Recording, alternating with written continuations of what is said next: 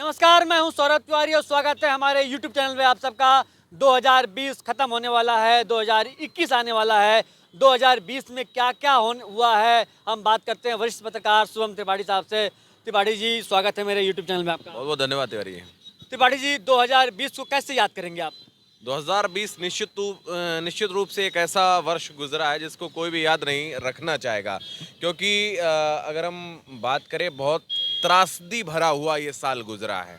कोविड-19 के कारण लगातार लॉकडाउन लगा रहा और मार्च के बाद से स्थितियां बहुत विकट रहीं। हम लोग तो लगातार ग्राउंड पे रहे हैं, तो इतना नहीं पता चला जितना आम जनता को पता चला, क्योंकि हम लगातार यही तो है। और इसीलिए शायद प्रधानमंत्री मोदी ने आग्रह किया था कि जो भी मीडिया कर्मी हैं, सुरक्षा कर्मी हैं, स्वास्थ्य कर्मी हैं, उनके लिए उनका अभिवादन करिए, उनकी हौसला अफजाई करिए और अपने घर से आप थाली बजाइए, उनको घंटी बजाइए और उनका जो है हौसला बढ़ाइए।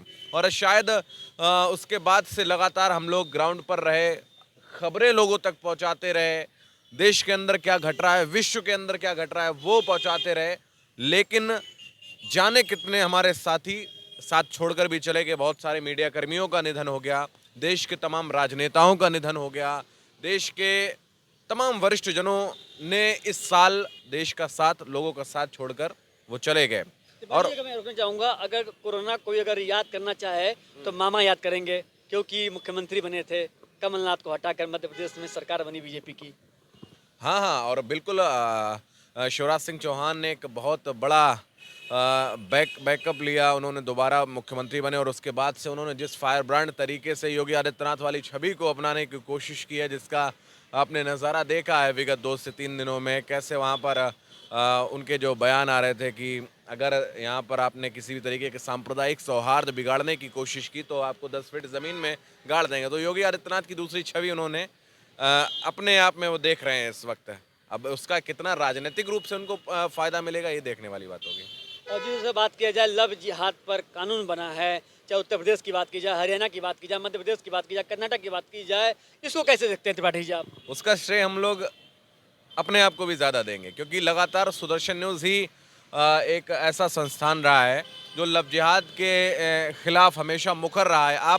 मैं तो स्टूडियो में रहता हूँ, आप लोग सब लोग ग्राउंड पे रहते हैं और तमाम इन घटनाओं को कवर करते हैं। लव जिहाद शब्द ही सबसे पहले सुदर्शन न्यूज़ ने 2005 में दिया, जिसके बाद ये अस्तित्व में आया और अब देश के सबसे बड़े राज्य उत्तर प्रदेश ने उसको कानून बनाया उसके खिलाफ, और मध्य प्रदेश ने बनाया और बाकी राज्य भी अग्रसर हैं उस ओर। लेकिन आज एक बहुत बड़ा और बहुत चौंकाने वाला वाकया ये हुआ कि 100 से ज़्यादा पूर्व ब्यूरोक्रेट्स ने लव जिहाद को कानून को वापस लेने के लिए सीएम योगी आदित्यनाथ को पत्र लिखा है। लेकिन योगी आदित्यनाथ अपने लिए हुए फैसले पर पूरी तरीके से डटे हुए हैं और उन्होंने साफ इनकार कर दिया इसको वापस।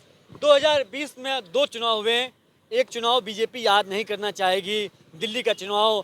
पिछली बार 4 सीटें आई थी 15 में, इस बार 8 सीटें आई और बिहार में बड़ी पार्टी बन के उभरी है।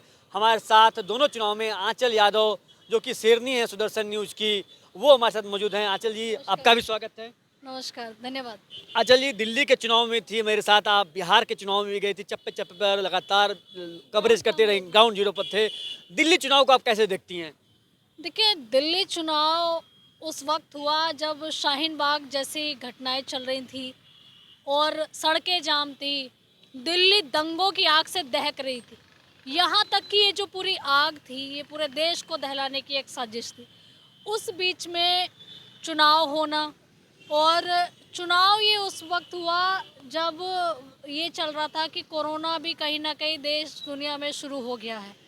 लेकिन कोरोना जहाँ विदेशों में चल रहा था, देश के अंदर राजधानी में चुनाव हुए और कहीं ना कहीं देखिए, केजरीवाल की जो एक लहर थी वो दिल्ली में कायम रही, क्योंकि मुफ्त में जो बिजली मिलती है और मुफ्त का जो पानी मिल रहा है, जनता कहीं ना कहीं मुफ्त खोरी को लेकर एक आदी हो गई है, अगर दिल्ली की बात करें।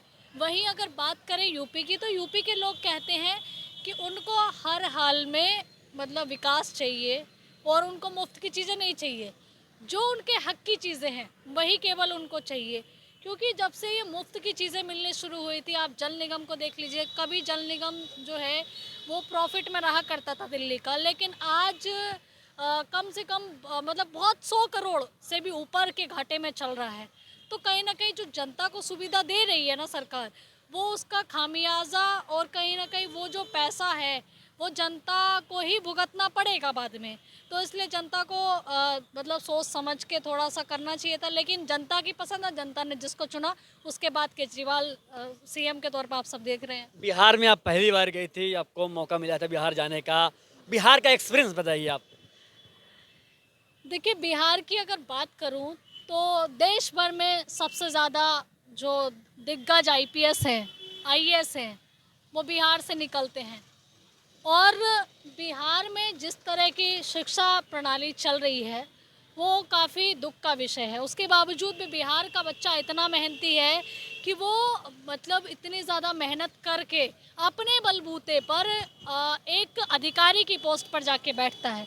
बिहार का आदमी मेहनती बहुत ज़्यादा होता है, वहाँ पर बाढ़ से प्रभावित रहता है वो क्षेत्र। उसके बाद भी लोगों को खेती में इतनी ज़्यादा रुचि है कि मतलब बिहार से दिल्ली एनसीआर में आए जो बिहारी लोग हैं, मैं उनसे जब बात करती हूँ तो वो कहते हैं कि हम जो नोएडा एनसीआर में पैसा कमाते हैं उससे हम फ्लैट नहीं लेंगे, उससे हम यहाँ कुछ नहीं करेंगे, कोई निवेश नहीं करेंगे, अपने बिहार में ज़मीन लेंगे। वो ज़मीन लेने की बात कर रहे हैं जो ज़मीन पे जब वो खेती करते ये भरोसा नहीं होता कि जब बाढ़ आएगी तो क्या उनकी वो खेती बचेगी। यानी लेकिन एक उम्मीद, मतलब कह सकते हैं कि बिहार का आदमी मतलब उम्मीद और इरादे उनके बिल्कुल मजबूत होते हैं और उसी उम्मीद और इरादों के चलते बिहार की जनता जी रही है। लेकिन विकास की बात कर तो विकास केवल सड़कों पे दिख रहा है। बात करें कि हम लोग गाड़ी पे खाना खा रहे थे ढाबे पे, लिखा था बीजेपी है तो भरोसा है, प्रधानमंत्री नरेंद्र मोदी का फोटो था।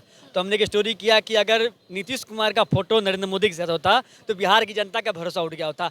क्या बात है, नीतीश से इस बार जनता नाराज क्यों थी? देखिए, नीतीश कुमार से जनता इसलिए भी नाराज़ थी, जनता की जो उम्मीदें थी कि जो 15 साल पहले की छवि थी कि यहाँ पर व्यवसायी बिहार में व्यवसाय लगाते हुए डरते थे। बात करें अगर लालू प्रसाद यादव के समय की, तो उस वक्त जब लालू के बच्चों की और बेटी की शादी हुई तो उस वक्त जो व्यवसायियों ने वहाँ पर अपने गाड़ी के शोरूम लगाए हुए थे, उन शोरूम को तोड़कर गाड़ियाँ बाहर निकाल ली गई बारातियों को लाने के लिए। तो ऐसे में आप ये बताइए एक व्यापारी के दिमाग में क्या चलेगा, क्या वो ऐसी जगह पर व्यापार करना पसंद करेगा? मैं आपसे ही पूछती हूँ, आपको अगर ये खतरा है कि मेरे 2 पैसे चले जाएंगे तो क्या आप ऐसी जगह निवेश करेंगे? बिल्कुल नहीं करूँगा। तो फिर वही छवि, वही खौफ आज भी व्यवसायियों के अंदर है और ये गुस्सा है बिहार की जनता का कि बिहार की जनता आज भी चाहती है कि उनके राज्य में आके लोग निवेश करें, वहीं पर वो अपना रोजगार कमाएं, अपनी आजीविका। नीतीश कुमार का बयान 2-3 बार हम लगातार सुन रहे हैं कि मैं मुख्यमंत्री नहीं बनना चाह रहा था, बीजेपी के कहने पर बना हूँ। इस पर क्या कहेंगी आप? देखिए, मैं बिल्कुल नहीं मानती। मेरा मानना ये है कि अगर नीतीश कुमार को बीजेपी मुख्यमंत्री के तौर पर नहीं लाती तो नीतीश कुमार पलटी मार सकते थे। वो अपनी पुराने सहयोगी दल के साथ आरजेडी के साथ वापस जा सकते थे। तो कहीं ना कहीं ये बीजेपी के लिए घातक साबित होता। बीजेपी ने उनको मुख्यमंत्री इसलिए बनाया क्योंकि अगर बीजेपी अभी भी अपनी मतलब अपना वर्चस्व वहाँ नहीं बचा पाई तो फिर कब बचाएगी, जो कि स्वर्णिम टाइम जो है बीजेपी का अभी चल रहा है। और यही कारण है कि नीतीश कुमार को मुख्यमंत्री के तौर पर रखा गया, क्योंकि बहुत सारे हमने ऐसे नेता भी देखे हैं जिनको ये नहीं पता है कि नीतीश की पार्टी के कि उनका सीएम कौन है या देश के प्रधानमंत्री कौन है। अब आप ये देखिए कि जब ऐसे लोग अगर पार्टी में हैं तो कहीं ना कहीं ये देखिए उस राज्य के लिए विडंबना है। तो मेरा मानना यही है, नेता जो हो ना वो ऐसा होना चाहिए जो देश की जनता के साथ में जुड़ा हुआ हो, उनकी पीड़ा को समझ सके, और सबसे बड़ी चीज़ जो शिक्षित नेता होगा ना वो एक अच्छी रणनीति बनाने में सहायक साबित होगा किसी भी राज्य के लिए। तो नीतीश कुमार के बयान पर हम चर्चा कर रहे थे तो बीजेपी के एक नेता से मेरी बात हुई तो उन्होंने कहा तो इस्तीफा दे देना, किसने रोका है। तो हमारा ये वीडियो आपको कैसा लगा? आपको वीडियो पसंद आए तो हमारे चैनल को लाइक करिए, सब्सक्राइब करिए, अपने दोस्तों के साथ शेयर करिए। जय हिंद।